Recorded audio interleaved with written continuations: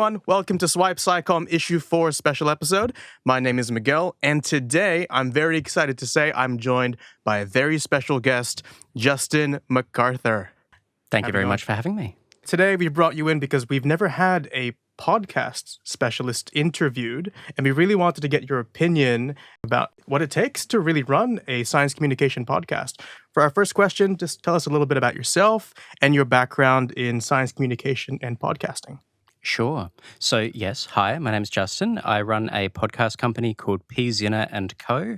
We run all sorts of podcasts, not just science communication podcasts, but I personally have a background in science communication. I've made a number of podcasts now that are talking about different topics within science, usually with some sort of social bent, some sort of social angle. And the reason that I think you're speaking to me today is because of a podcast I made called Mates in Space. Definitely. With my friend and colleague, Jack Eaton. And that podcast really focused on the space industry in Australia and where our collective space future lies among the stars. I've been a podcaster for about 5 years. I've been a media person for a bit longer. A lot of science communicators have a science background and then learn to become communicators. I'm very much the other way around. I started off as a communicator and speaker. I grew up with a real love of science, but in high school basically fell in love with the sound of my own voice and and looking good on camera and decided this is where I want to be. The camera loves me, the stars and all that. It's good to have that confidence. Name in lights, all that sort of thing. And then realized nobody wants that, so I better specialize. In 2020, during the COVID pandemic, I don't know if you are aware of the COVID pandemic. I'm it was sure this thing that happened. Definitely have no idea about what happened. Well, I mean, it was very much the cause that launched 1,000 podcasts. But in my case, one of the things that I observed was there was a lot of media coverage in the eastern states that really of Australia. I don't know how international this is, but in the eastern states of Australia, there was a lot of coverage from the major broadcasters. You know, the ABC is based on the East Coast, 7, 9, 10, SBS. All of those broadcasters are based on the East Coast, and it made it a lot harder to track the spread of a virus locally. So we started telling local stories with a podcast called Radio Lockdown. I very quickly realized I was way out of my depth, studied a graduate certificate in science communication remotely through the Australian National University. And from there, that's really where the science communication part of my podcast background has come to life. Oh, amazing. Was your science communication background at ANU, I believe, at the Australian National University, for those who aren't aware? Yes. Did that have any specialization in space, or was it just SciComm and more general speaking? So that was a general course, so I really do recommend it. They focused on all sorts of topics. Obviously, at that point in time, health promotion and prevention was a very significant topic. We were learning in real time the trials and tribulations of attempting to educate people on a subject that scientists themselves, researchers, epidemiologists, were themselves struggling to reach conclusions about. It taught many, many lessons. It was a very a challenging time to be learning science communication. So you started in a general course, had a lot of focus in the health area. It was a very hot topic back then, I'm sure. And then you've gone to bigger and better things since then. And by bigger and better, we're really expanding into space at this point. Bigger, if certainly. Bigger indisputably. I don't think you can get bigger than where everything is. Space, it's where all my stuff is. Space was something that was really compelling, again, initially for local reasons. So Adelaide, for those that don't know, has become the centre. It's where the Australian Space Agency moved was established and then moved in 2017, I believe, around that time. So around the end of 2019, they were building the physical buildings at Lot 14 on North Terrace here in Adelaide. And a lot of people were curious, what is it they're building? What's it going to be? What's going to be happening out of there? And that was the first time that I started to really click into space stuff. And then, of course, the pandemic happened and I took my detour and I studied science communication. And then I got a job with a Sydney-based podcast company. And from there, they were like, well, what do you want to make a podcast about? And I came back to, I really wanted to make a podcast with my friend Jack because he is a very strange and wonderful person. And we'll get to his value and what he brings to the podcast in a moment. But I think the opportunity to tell the human stories related to space was really compelling. Space is often told as the final frontier. It's the great unknown. You know, it's sort of like the equivalent of marine biology, right? Marine biology is astronautics but wet. Yeah. And so it's the things you learn as kids where you are just exploring something very unknown. And we wanted to go more from the perspective of there are these billionaires that are saying we should be moving to Mars or we should be living on space stations or we should be interested in space tourism. Why on earth would I want to do that? Yeah. Why? And I say why on earth quite deliberately. Why would I want to venture beyond, the surly bonds of Earth, all those sorts of terms? Yeah. And and my comfort level. Why would I want to leave my couch and go to space? Yeah. And that was, so the tagline of the show was, how are Jack, my co-host, and I going to get to space without taking all of Earth's bullshit up with us? So using it as an opportunity to leave behind various social ills and gripes and things back home, and placing it in that context immediately makes it, yes, it's a science story, but it's also just an inherently very human story and a social story. Yeah. So a lot of the thought behind venturing into space and leaving things behind, I think I've heard from other people, we want to leave our sense of division behind as humankind. So when we're out there in space, we're all very much more united. We're just human. Right. And I think that's been a central theme I've been hearing from a lot of people when they talk about hypothetical space travel. Well, not so hypothetical nowadays. Now you can, it's very possible to go out if you have there the money. with the right money, with the right funds. Which I guess doesn't make it truly, transcending what we have on Earth, because of course you have to have incredible amounts of money, and you didn't get that from something completely politically neutral. But yes, I mean, we talk about traveling in space and exploring space as these great opportunities for international collaboration. This idea of us all working together in space is a nice one. Whether we're achieving it with what we're actually doing in space is maybe a question that we are trying to prod people and see whether they actually are. Yeah. Want to take the giant leap? Yes, absolutely. Do we want to take a giant leap for mankind, or do we just want to make small steps for my personal wealth? I'm sure you have 1,000 follow-ups, so I'll let you get to them. Wisdom, Justin, I'm sure. And there's so much I'd love to ask. But the one thing that I'm really wanting to know more about is, so how did you and your co-host end up starting Mates in Space, the podcast? We started that with the Sydney company, and we, in working with that company, had the ability to try something really bold, really big. And the thing that, I mean, Jack and I both just sat down and, for very different reasons, actually, decided we wanted to talk about space. Jack was very much going, well, are there aliens? And are there, asked that question. And one of the early episodes that really gave me a sense of the tone of the show was, we were talking about mining on the moon. And I started explaining this to Jack in great detail and seriousness, with a very stern look and a furrowed brow and all those sorts of things.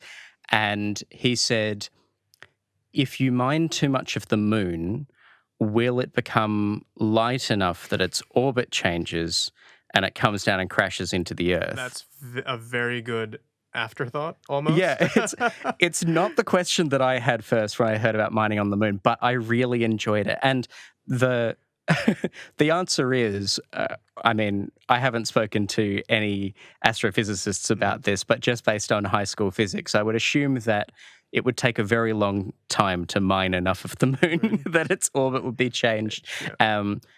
Asking those sorts of questions and no stupid answers, no stupid questions approach to understanding this sort of stuff, because we have this real problem across many scientific fields of this division between scientists and lay people. There is a reason for that division. My opinion on areas that I have not studied is in no way equivalent to the opinion of a person that has studied in that field. But at the same time, if we're talking about these things as something that everyone should be able to participate in, which is so much of the rhetoric around space especially, how do you make that genuinely participatory? How do you make that genuinely a journey we're all going on if the discussions can only be had by, at this point, people involved in that have done an incredible amount of space research, people involved in the defense industry or people involved in the mining industry?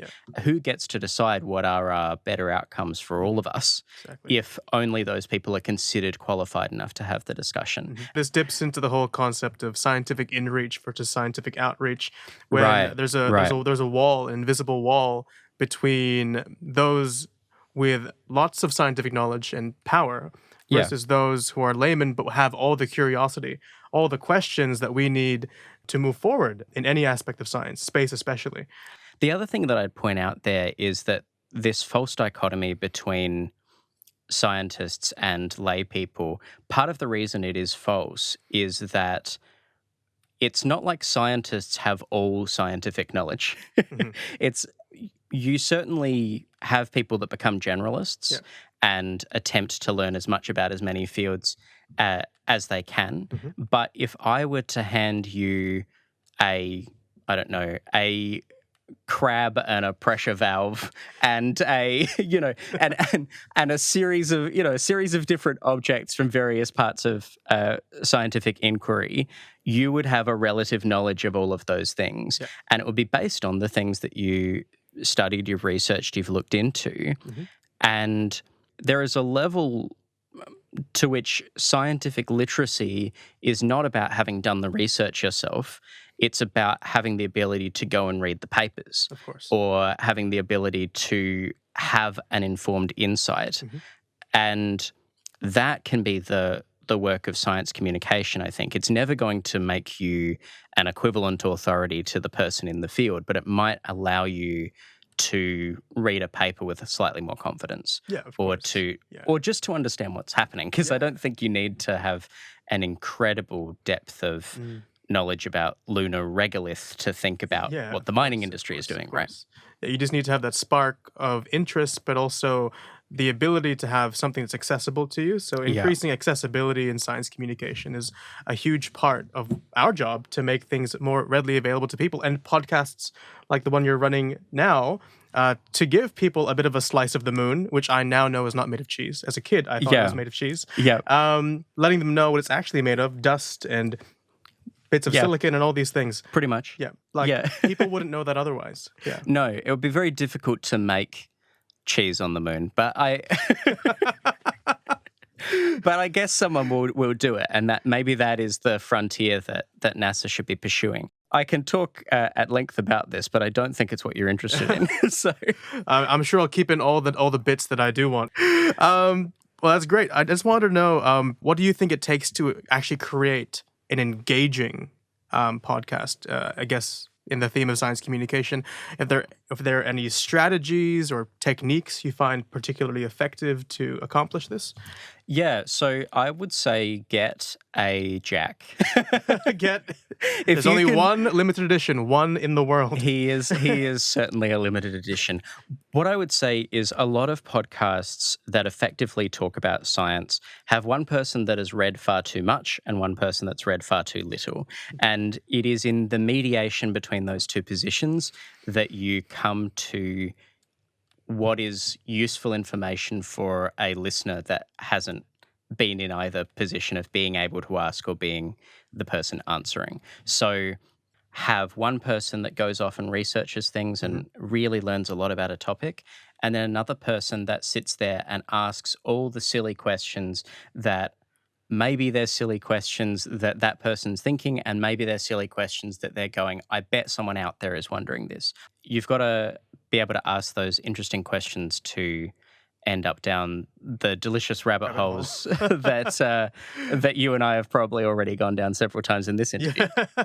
You've got to go away from your notes in order to end up in an interesting place. Definitely. So I think get a Jack. The other thing is be very open-ended in your reading. You, as a person that's communicating science from the perspective of I'm a scientist sharing this, the thing you know really, really well is your topic. Mm-hmm. You absolutely know it end to end. You don't have to do what I had to do and go out and read a lot of articles, speak to people, get to the bottom of it. Mm-hmm. You've got it. You understand it. But what you might not have is the applications to specific people, what people are actually curious about in that area. And if you can get some level of insight into that, that will really help. One of the tools that I try and use for this is the barbecue test. Mm-hmm. If you have to explain your job at a barbecue, so for example, for me, what I did at the top of the interview was, hi, my name's Justin. I run a podcast company. This is the name of the company. We work with certain groups of people. I'm also a science communicator. I've worked on a number of projects. Here's one of the projects that I've worked on. All of those different points are jumping off points. So understanding where those jumping off points are going to be for people and therefore what follow-up questions to expect, and reading a bit more widely on those things to give you a bit more of a base, I think is really, really useful if you're talking about something that you really know very well. Yeah. Is this a structure you follow for every podcast episode you run? Yeah, so this is partially how we might break down the issue. So we didn't have that many prep meetings for Mates in Space because Jack and I have known each other for a decade, so we kind of intuit a lot of that as an interaction. But when we started off working together, we did kind of go, okay, what's interesting about this? Why would people care about this? It's hypothesis testing versus going in with one perfect system of how to make the ideal podcast. Yeah, right? of course. And of course, you want to keep it organic as well. So you can't necessarily just be robotic the entire time and feel like this is the system, I'm going to stick to that. And any branch out is suddenly a distraction. You have to keep it relatively fluid. Yeah, well, I'm fairly robotic as a person, which is why it's useful to have a second person that is less robotic, like yourself or like Jack. The other thing is you can find it in the edit sometimes. So yeah, I think that editing is about creating a sense of narrative where there wasn't one, maybe. Mm-hmm. Oh, great. So on the note of editing, how much experience do you need in, say, audio equipment, audio engineering, or general editing to start a podcast? Yeah, so this is a question that gets asked a lot, and I think it has a couple of different answers. There's no upper limit to how good you can make a podcast if you keep working on it. But in order to get started, you don't need much. You are consuming this on a device that presumably has a microphone built into it. You are either watching this on a phone, you're listening to it through a pair of headphones. That pair of headphones may even have the microphone built into them, depending on what device you're listening. So you absolutely have the ability to make a podcast right now. As soon as you're done listening to our wonderful voices, go make a podcast immediately. What it will take to make a podcast that's really compelling is to have a really good sense of your audience and your topic and to structure that really well. And then, as I was saying a bit earlier, iterating, making sure that you keep putting stuff out and doing the work to make sure it gets better, to make sure it gets better over time. The reason that we are here talking about Mates in Space and not the 6 or 7 other podcasts that I've made beforehand is that some of them were not very good. And that's fine, because those things that were not very good paved the way for me to make really good stuff now. And I can say that with confidence because I know how much better it is than the stuff I was making when I started out. It took time to develop that cadence and to be familiar enough while at the same time being authoritative and navigating those, keeping it interesting and fun and flirty and cool, while at the same time also making the serious points that you want to get to. You need your meat and potatoes before you have your sweets. You need to have your substance to make people think this is a healthy meal, a healthy podcast meal. Yeah. So all of those elements take time. You will develop your voice. It will take time to get there. Try recording with a co-host if you know your subject matter really well, but you don't know what makes it interesting. You can do some very simple audio things like removing background noise or recording in a very quiet space, probably both in tandem. You can make sure that you understand the audio tech you're working with. You will learn so much more from being able to do more with what you have and having it in more pieces and always having backups and extra material and leaving it rolling.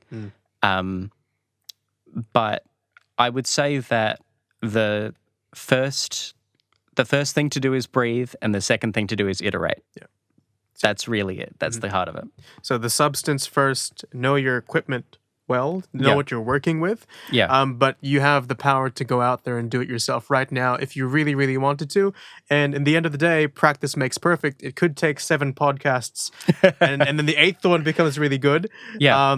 But each step of the way is a massive leap on each stepping stone. Yeah. And also it might not necessarily be linear. Like you might find that you become really good at talking about one topic, and then when you start talking about a new topic, it's a whole different audience. It's a whole different discussion that you need to have.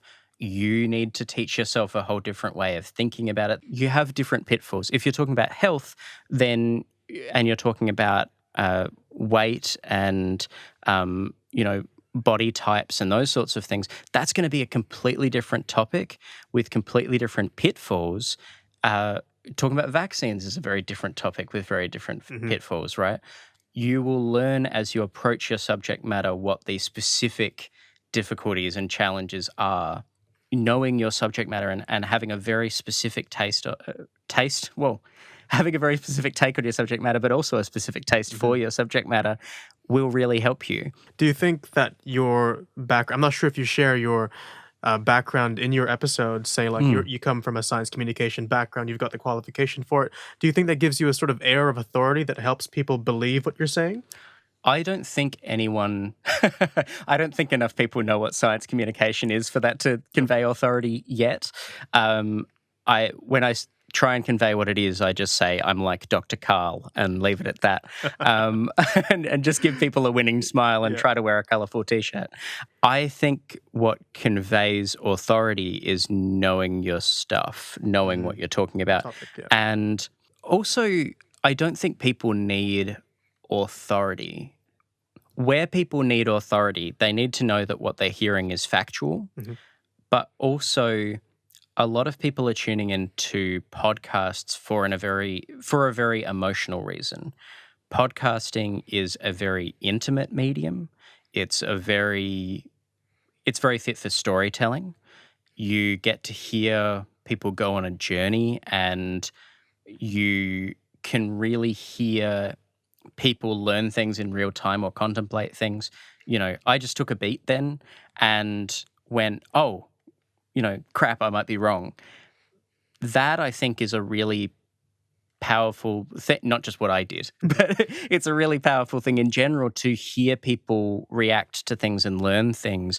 I don't think you have to worry about being the newscaster behind a news desk, delivering information down the barrel verbatim. So let yourself feel your feelings. It's great. It's therapy. It really shows your personality on the show as well, because you want to show and convey through your voice that you are a unique podcaster. You've got your own flair on things, and that's what really makes your podcast unique to you. It's not anyone else's Mates in Space. It's your Mates in Space. Right. Exactly. And one of the things going into this was there's a whole lot of conversation around well, people trust American accents more, so they won't necessarily want to hear two Australians. And that's why I on a put on the show. accent every now and then, just to make myself feel a little bit more believable. Yeah, you can edge me out as an American with that little American twang in the back.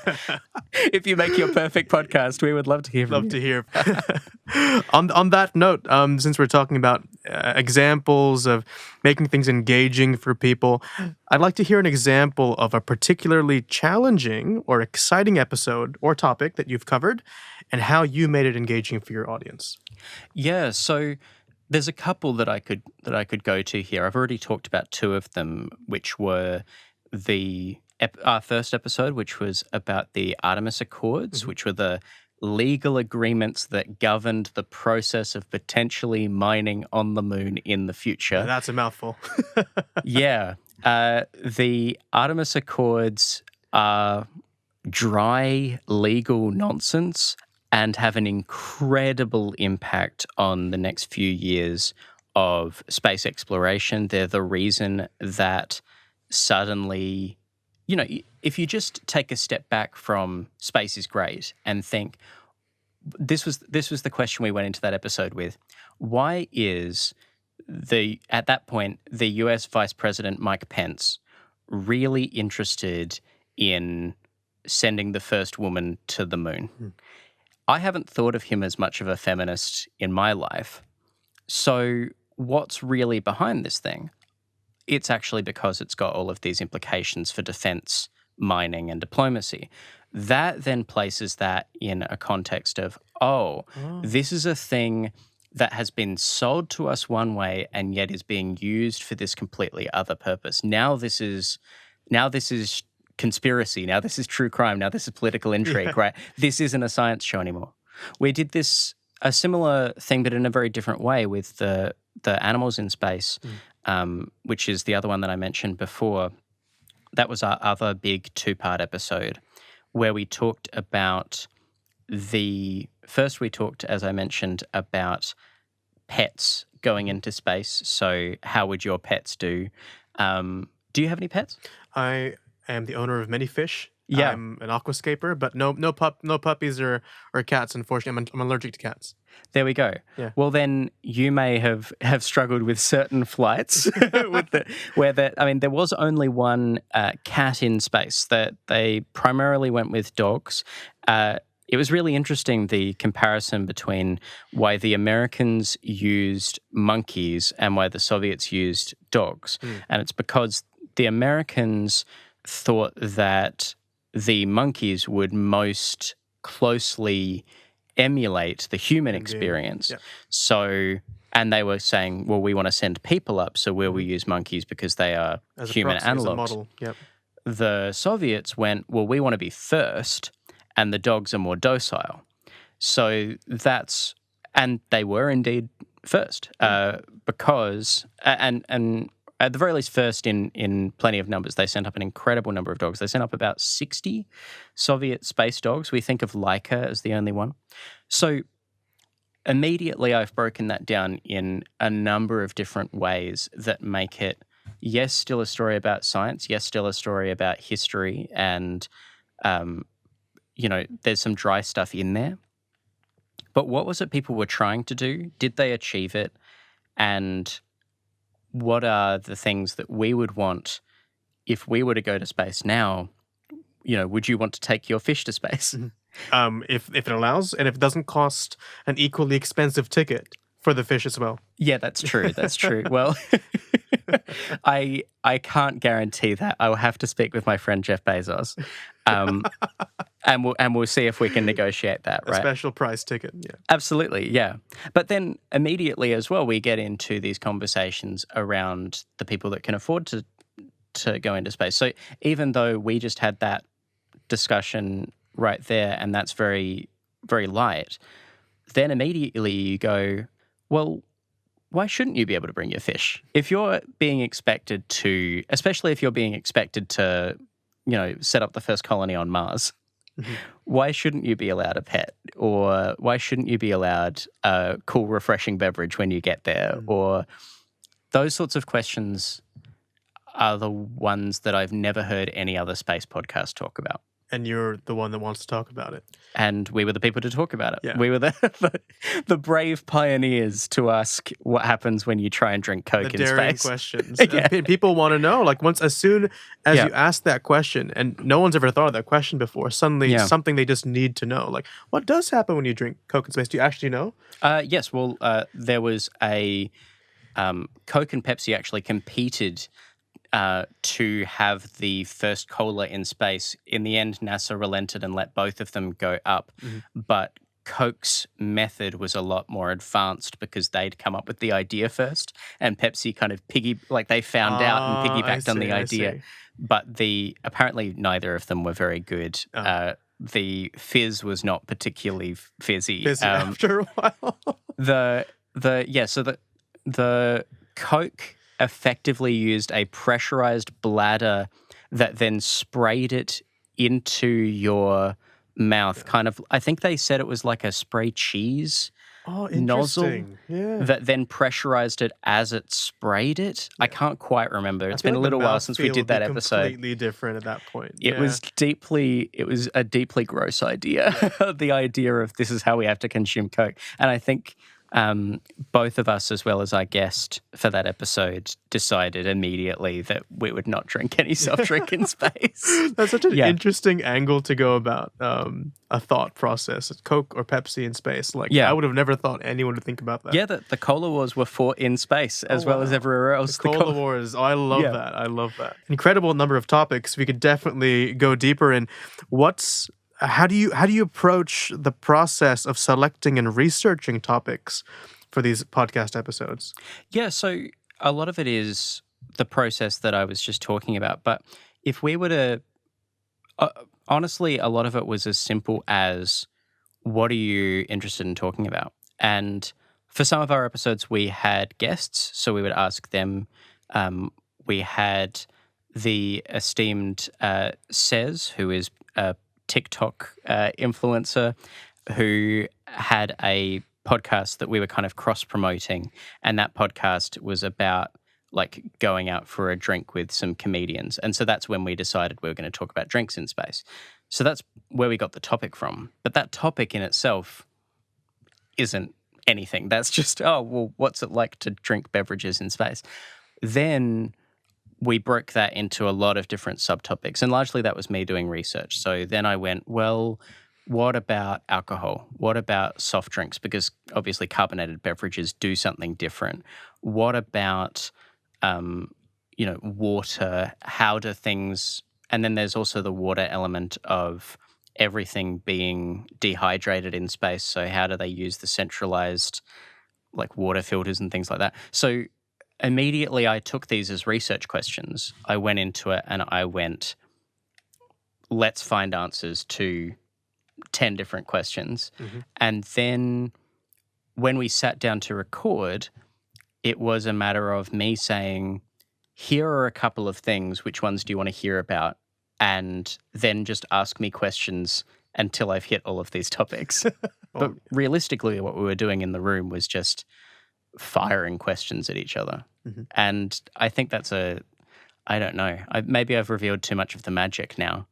Maybe the magic disappears when I tell you that we were just firing questions at each other for an hour. Yeah, when you're just trying to move away from script, you're like, oh, actually, I have to keep going ahead with what I'm thinking about. Yeah, I mean, because what we could do if we wanted to do the world's most boring podcast is I could write down all of my research, and often that was 4 or 5 pages of information that I had in front of me. And then I could, at the top of each of those sections, write a question and hand it to my co-host, Jack, and have him ask me that question. And I could go, I'm really glad you asked that, Jack. Here's the answer.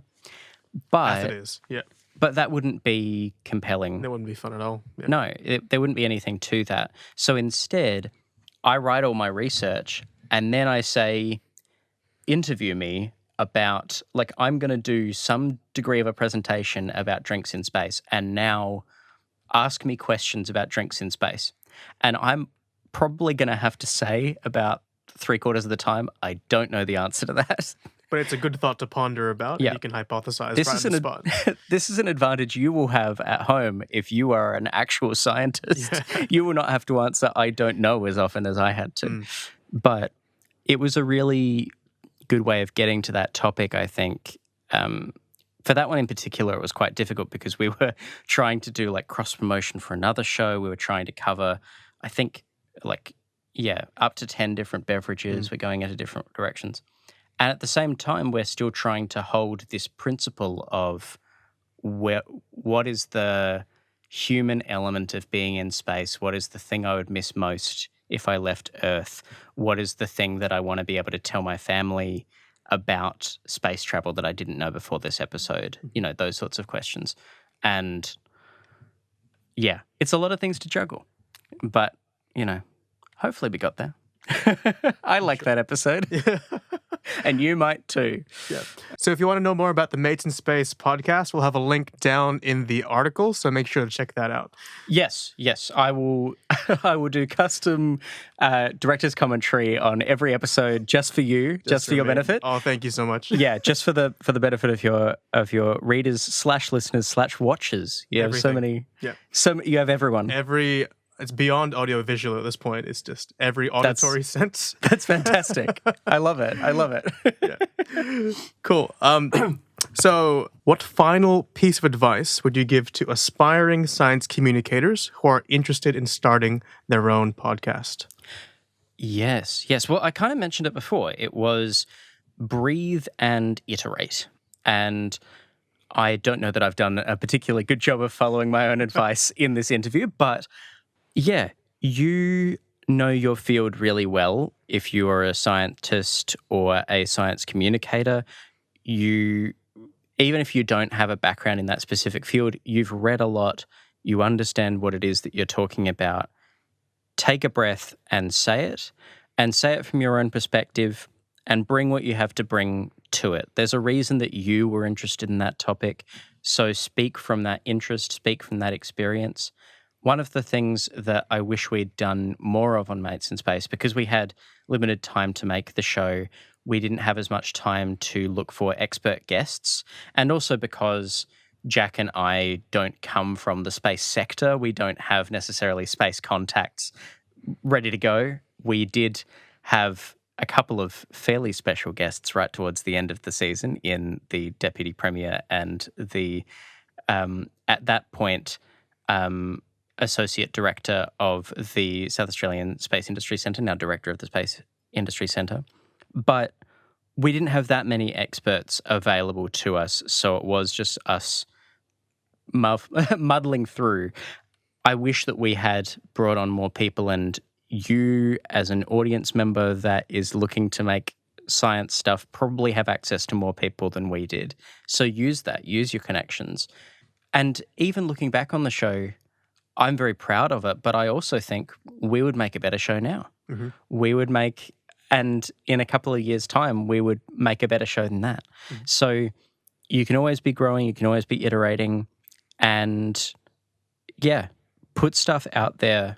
The world needs to hear from you specifically, you listener. You've got to just go for it, and I'm really excited to see the industry grow and thrive and develop, and I want to hear what you have to make. So you better make it, damn it. Yeah, you heard it here first, folks. You've got to make it so that I can listen to it, and when you make it, send it to me, pzinner.com.au. I want to hear it. I want to host you on my network and aggregate as many science communicators as I can. I'm going to collect them. I'm going to collect you all like Pokemon. So I'm very keen. So let's do this thing. And find people that are in the audience that you want to be listening to the thing, and then play it for them. And if they say that's crap, then don't publish it. But if they say you're onto something here, or you could do this and this and this better, then you're already in a much better position than the people that aren't seeking that feedback and that aren't giving it a crack. So do it. Well, thank you so much for joining us today, Justin. I've learned so much. Even as we were going through this interview, I was already refining exactly what I was saying in response to the advice you were giving. So this is progress in real time. This is a better podcast by the end than it was at the start. Thank you so much for having me. It's been a real pleasure coming on this podcast. And yeah, this has been a true joy. So thank you so much. Thank you. It's been a pleasure having you. Awesome. Cheers. Catch you around.